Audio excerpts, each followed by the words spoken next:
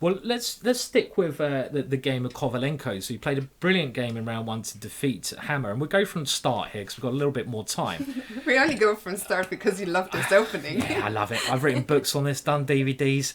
I think I was born with this in my brain. And it is the French defence, but it's a very exciting version of the French defence. We have what is called the winner-ware French. We saw a Tarash earlier on, but now with knight to c3, this is the winner-ware. And this was favoured by such players as Bobby Fischer made this very popular. This was his way of taking on the French.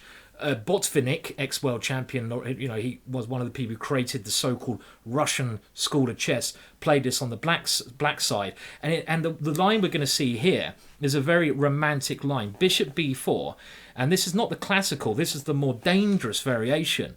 e5 played because there was pressure on that pawn, and now a main break in the French, c5. You have to hit the centre of the board. The two main breaks as black are c5 and f6. You have to attack this centre. Now a3, bishop takes c3. This is still theory. And now knight to e7. And already the pawn structure is quite unique.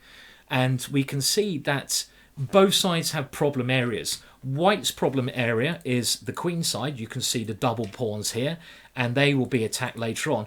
Black's problem area is the king side, especially the g7 square here. Why this square, you might be thinking? Because black has exchanged off his dark square bishop. You remember the bishop was on that square, and by exchanging off that bishop, it makes certain squares quite weak, g7 in particular. And the main line, queen g4, is played by Tarry. And now pawn takes d4, and this is the so-called poison pawn variation. Queen takes g7, black sacrifices a pawn, hence why it's the poison pawn. Again, Botvinnik was to help from the black side developing this.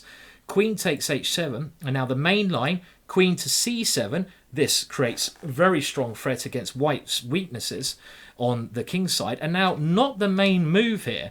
The main move is knight to e2. This is the main idea. You know, I have to say, I'm quite